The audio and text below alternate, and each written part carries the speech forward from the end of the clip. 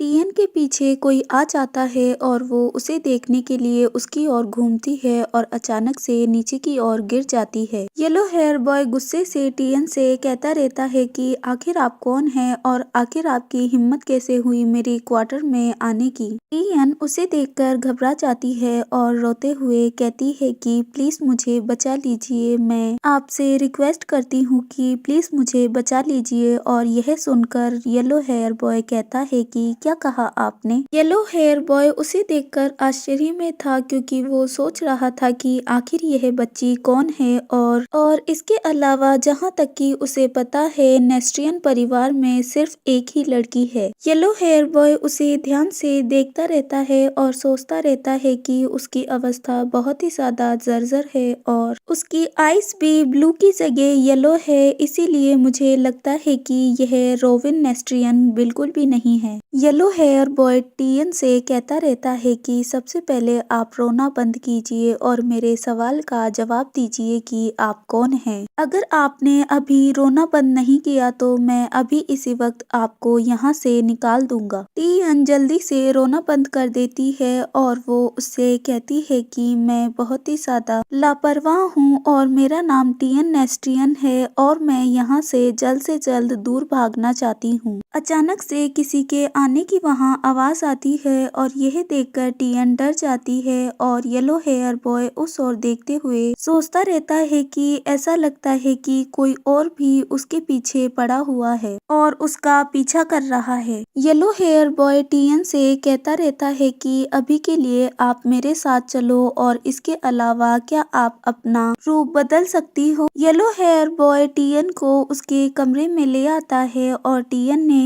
एक बिल्ली का रूप ले लिया था और वो अपनी फिंगर से इशारा करते हुए टियन से कहता है कि जल्दी से इस बेड के नीचे आपको छुप जाना चाहिए। टियन बेड के नीचे देखती रहती है और धीरे धीरे जाती रहती है। यह देखकर येलो हेयर बॉय टियन से कहता रहता है कि जल्दी से अंदर जाओ और उसकी टेल बाहर ही रह जाती है। उसे वो कवर करते हुए सोचता रहता है कि वो कितनी लापरवाह है। वहाँ एक ब्राउन हेयर व्यक्ति आता है और वो अपने चेस्ट पर हाथ रखते हुए बाव करते हुए कहता है कि मुझे आपको परेशान करने के लिए माफ करना योर हाइनेस। वह व्यक्ति और कोई नहीं एम्परर का एड था जिसका नाम सेड्रिक जोविनो है। योर हाइनेस उसकी ओर पलटते हैं और उससे कहते हैं कि सेड्रिक आखिर आप इतनी रात गए यहाँ क्यों आए हैं। और सेड्रिक योहाइनेस से कहता रहता है कि मैनर से एक मेड भाग गई है, उसे ही ढूंढा जा रहा है। और योहाइनेस आश्चर्य से कहते रहते हैं एक मेड। और सेड्रिक कहता रहता है कि हाँ वो एक मेंटली अनस्टेबल मेड है जिसकी देखभाल की जा रही थी और वो वहाँ से भाग गई। और जो नौकर उसे पकड़ने के लिए भाग रहे थे उन्होंने कहा है कि वो इधर एनेक्स की ओर ही आई थी। योहाइनेस सोचते रहते हैं कि उसके व्हाइट कलर के हेयर हैं और वो एक तरीके से स्नो लेपर्ड का एक प्रतीक है, फिर भी वो ऐसा कह रहे हैं कि वो सिर्फ एक नौकरानी है। योहाइनेस गहरी सांस लेते हैं और सेड्रिक से कहते रहते हैं कि नहीं, मैंने ऐसी किसी लड़की को यहाँ नहीं देखा और यदि आप उसको ढूंढना चाहते हैं तो आप एनेक्स में उसे ढूंढ सकते हैं और इसकी जांच कर सकते हैं, लेकिन मेरे कमरे और आपके कमरे को छोड़कर। और सेड्रिक बाव करते हुए कहता है कि जैसा आप कहें योहाइनेस, अब आपको आराम करना चाहिए, मैं अब यहाँ से चलता हूँ। योहाइनेस सोचते रहते हैं कि मुझे अपनी पहचान यहाँ पर छुपा के रखनी है, लेकिन अब मैं इस परेशानी वाली बात में थोड़ा उलझ गया हूँ और यह सब इसीलिए हुआ है क्योंकि योहाइनेस ने मुझे दुल्हन उम्मीदवारों का व्यक्तिगत रूप से मूल्यांकन करने के लिए आदेश दिया था। योहाइनेस नीचे झुकते हैं और बेड का कपड़ा हटाते हुए टियन से कहते हैं कि ऐसा लगता है कि वो लोग यहाँ से चले गए हैं, इसीलिए अब आपको बाहर आ जाना चाहिए। टियन बाहर आ जाती है और योहाइनेस उससे कहते रहते हैं कि आखिर आप उनसे क्यों भाग रही हैं और आखिर वो आपको एक नौकरानी क्यों कह रहे थे। टियन योहाइनेस को देखकर सोचती रहती है कि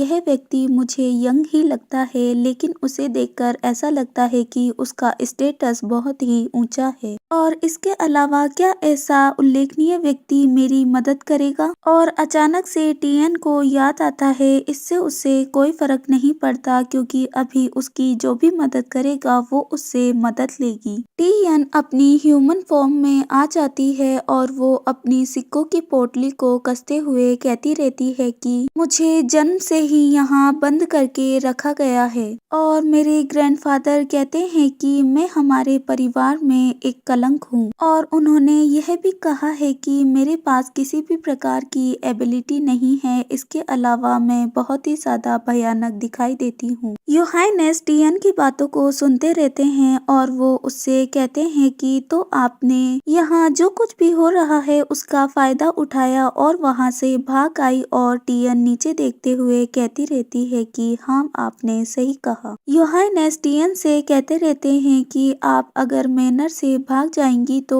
उसके बाद आप क्या करेंगी? और टियन अपने सिक्कों की पोटली को दिखाते हुए कहती रहती है कि मैं इन सिक्कों के द्वारा एस्ट्रियन परिवार में एक गाड़ी के द्वारा जाने की कोशिश करूंगी। और योहानेस कहते रहते हैं कि एस्ट्रियन परिवार आखिर एक स्नो लेपर्ड आखिर वहाँ क्यों जाना चाहता है? और टियन कहती रहती है कि क्योंकि मेरे फादर ब्लैक पैंथर फैमिली से बिलोंग करते हैं। टियन की बातों को सुनकर योहानेस अचानक से सरप्राइज हो जाते हैं और वो सोचते रहते हैं कि वही गोल्डन आइज आखिर मैंने इन्हें पहले क्यों नोटिस नहीं किया। और टियन उन्हें आश्चर्य से देखती रहती है। योहानेस अपने हाथ से बालों को पीछे करते हुए कहते हैं कि तो मैं समझ गया कि आखिर आप करना क्या चाहती हैं, लेकिन आप इतने से पैसों से नेस्ट्रियन क्षेत्र से भी बाहर नहीं निकल पाएंगी। यह सुनकर टियन शॉक हो जाती है और वो सोचती रहती है कि आखिर ऐसा कैसे हो सकता है, मुझे तो लगा था कि यह बहुत होंगे। आखिर अब मुझे क्या करना चाहिए क्योंकि मेरे पास इससे अधिक और कुछ भी नहीं है और ना ही मेरे पास और अधिक मनी है। टियन को इस तरीके से उदास और परेशान देखकर योहानेस उसके पास आते हैं और उससे कहते हैं कि अगर आप चाहें तो मैं आपको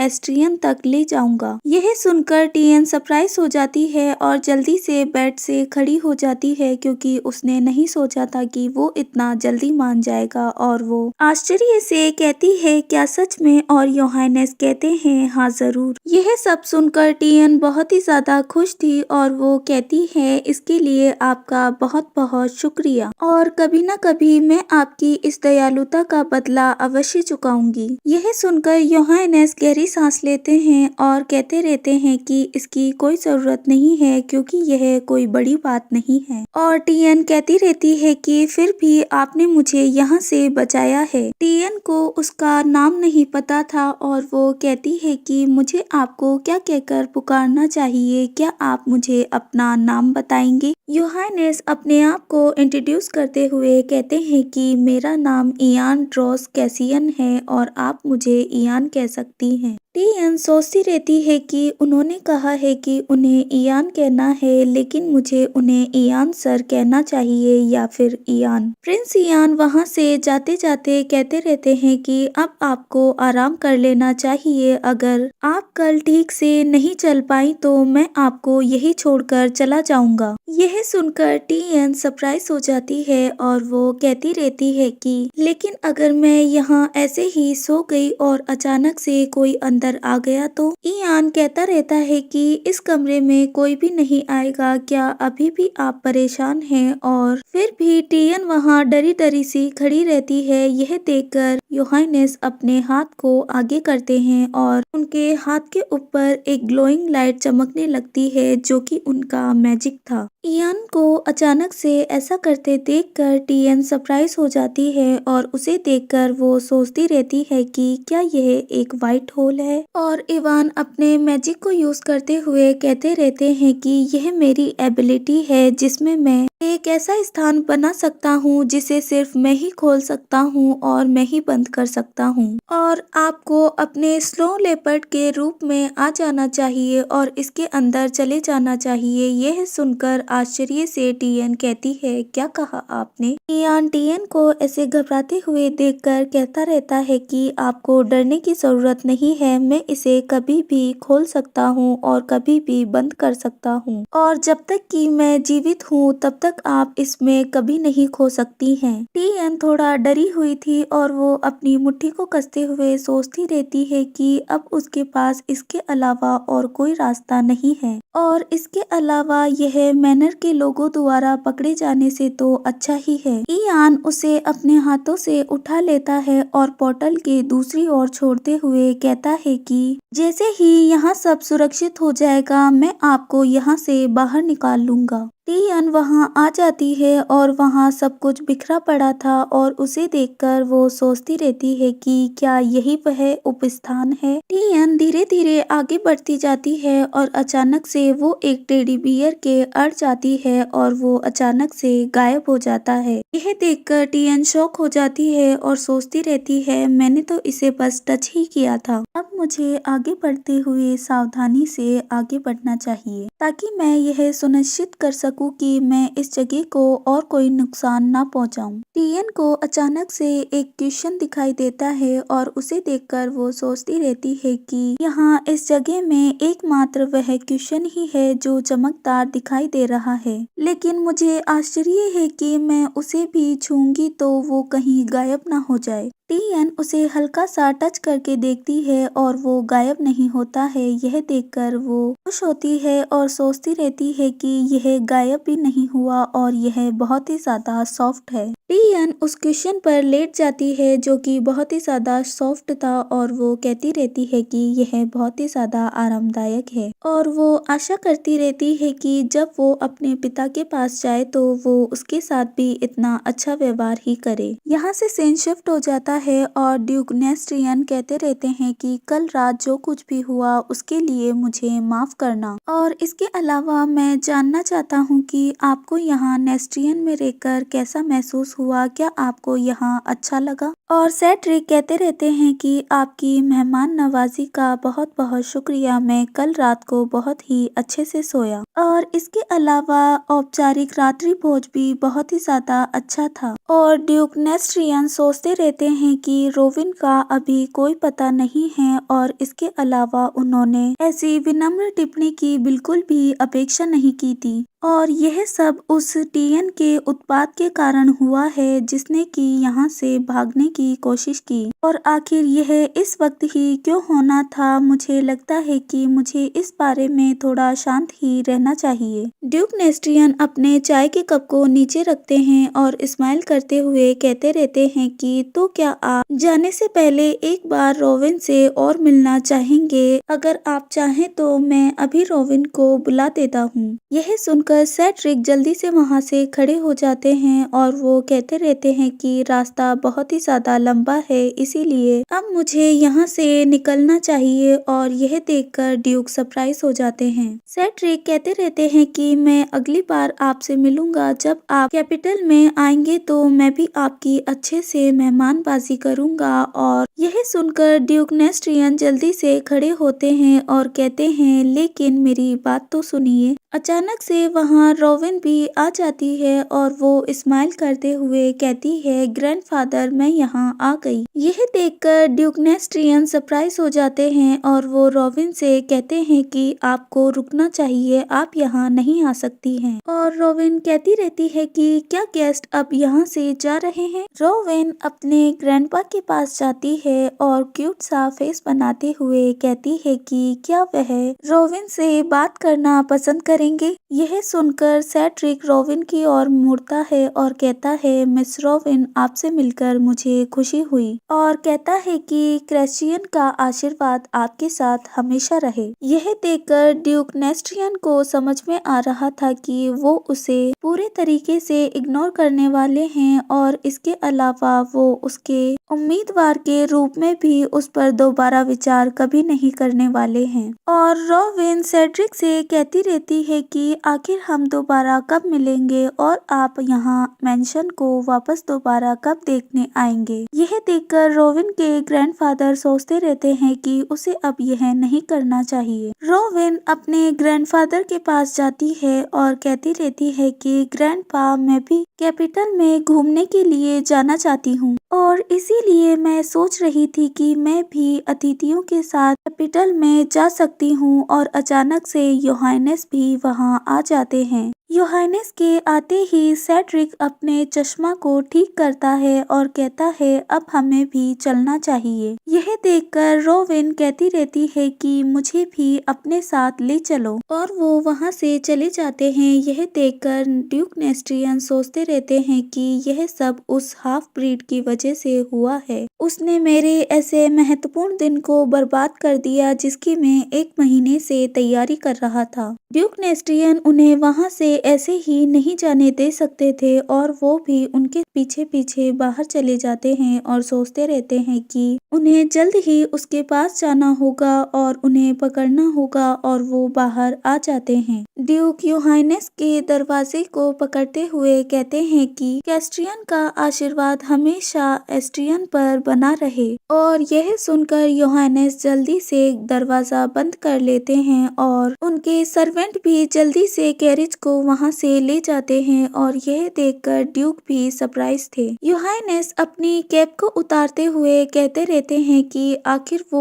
इतना कड़वा क्यों कहते हैं। और सेड्रिक कहते रहते हैं कि चाहे जो भी हो वो नेस्ट्रियन परिवार के मुखिया हैं और इसीलिए आपको इतनी लापरवाही से बात नहीं करनी चाहिए थी। और इयान कहता रहता है कि इसीलिए मैं कम एज में मैरिज के इतना खिलाफ हूँ। कैरिज कैसल से बाहर निकल जाता है और सेड्रिक कहते रहते हैं कि योहानेस आपको ऐसा नहीं कहना चाहिए। और योहानेस कहते रहते हैं कि हाँ मैं जानता हूँ और बहुत ही अच्छे से जानता हूँ। योहानेस सोचते रहते हैं कि साझेदार का चयन शीघ्रता से किया जाना चाहिए और निशान बनाया जाना चाहिए क्योंकि यह अधिक बड़ी और अस्थिर क्षमता शरीर के लिए संभालने हेतु बहुत अधिक शक्तिशाली थी और किसी दिन यह अनियंत्रित न हो जाए, इसीलिए इसकी क्षमता को निशान के माध्यम से एक साथी के साथ साझा करना चाहिए। और वह परिवार जो अपने ही वंश से उत्तराधिकारी पैदा करना चाहता है और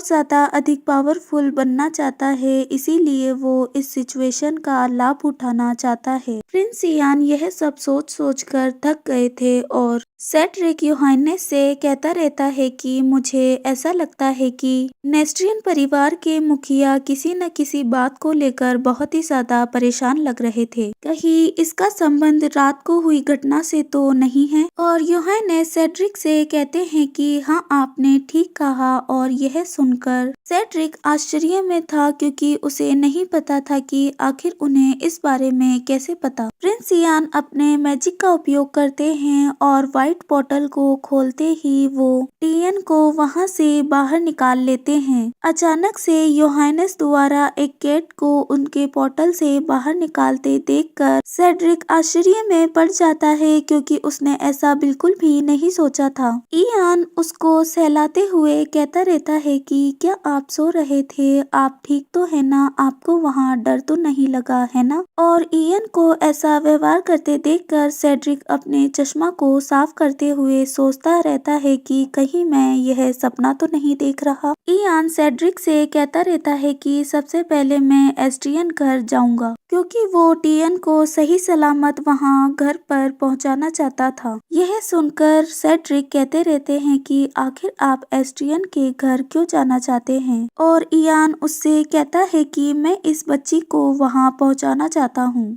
टीएन उनकी बातों को सुनती रहती है और इयान कहता है कि चलो अब अपने बारे में सबको बताओ भी। टीएन वापस से अपनी ह्यूमन फॉर्म में आ जाती है और वो कहती है मेरा नाम टीएन है, मेरा पूरा नाम टीएन नेस्ट्रियन है और मैं एस्ट्रियन परिवार में जाना चाहती हूँ अपने पिताजी से मिलने के लिए। यह सुनकर सेड्रिक सोचता रहता है उसके पिता, आखिर यह कैसे हो सकता है। और इयान कहता कहते हैं कि सेड्रिक उसकी आंखों को ठीक से देखो। सेड्रिक टियन को देखता रहता है और सोचता रहता है गोल्डन आंखें तो ब्लैक पैंथर की होती है लेकिन स्नो लेपर्ड। और अचानक से उसे याद आता है कहीं ऐसा तो नहीं कि वो दो हैं। सेड्रिक सोचता रहता है कि कहीं वो लीना नेस्ट्रियन और कार्थ एस्ट्रियन की बेटी तो नहीं, क्योंकि उन्होंने उनके परिवारों के विरुद्ध दोनों ने मिलकर एक सामंजस्यपूर्ण घर बनाया था और उनके प्रेम के परिणाम स्वरूप उनके ट्विंस हुए जो कि उनके दो बेटे थे। हालांकि अपने तीसरे बच्चे से गर्भवती होने के बाद में लीना वहां से गायब हो गई थी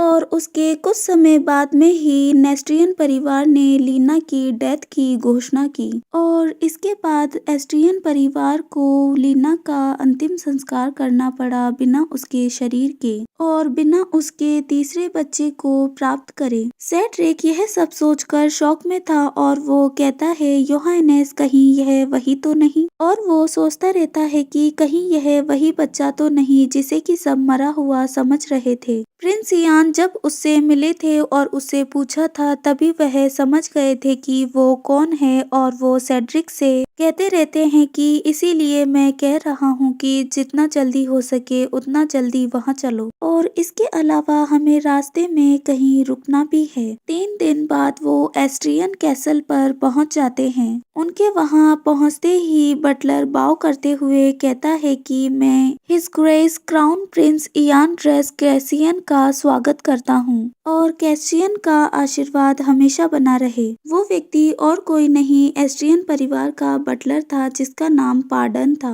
योहानेस कैरिज से बाहर आ जाते हैं और वो पार्डन से कहते हैं कि मैं जल्द से जल्द एस्ट्रियन परिवार के मुखिया से मिलना चाहता हूँ, और बटलर कहता रहता है कि घर के मुखिया अभी बाहर गए हुए हैं, क्या आप उनसे किसी जरूरी काम के लिए आए हैं। और योहानेस कहते रहते हैं कि हाँ यह एक जरूरी काम है और मैं उनसे जल्द से जल्द मिलना चाहता हूँ। वो बात करते ही रहते हैं कि सेड्रिक अपने हाथ को आगे बढ़ाते हुए कहता रहता है कि प्लीज आप बाहर आ जाइए, और टीएन सेड्रिक का हाथ पकड़ते हुए बाहर आ जाती है। इयान खुश था कि वो फाइनली अपने परिवार से मिलने वाली है और उसे देखकर बटलर शॉक में था। योहानेस कहते रहते हैं कि घर के मुखिया से कहो कि हमें उनकी छोटी बेटी मिल गई है। Thank you for watching this video. अगर आपको यह वीडियो पसंद आया तो ज़्यादा से ज़्यादा सब्सक्राइब कीजिए और लाइक और शेयर करना ना भूलें।